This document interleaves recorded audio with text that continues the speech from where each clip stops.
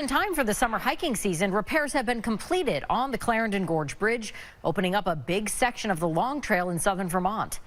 The suspension bridge was designed and built in the 1970s, and the Green Mountain Club said both cables holding the bridge needed to be replaced in order to cross the Mill River. Well, now hikers can get back into the woods instead of detouring about 7 miles on busy roads.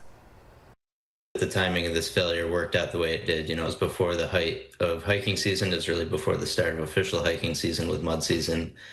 And the fact that we were able to get out there and get it repaired really quickly meant that, folks should see or have seen minimal disruption.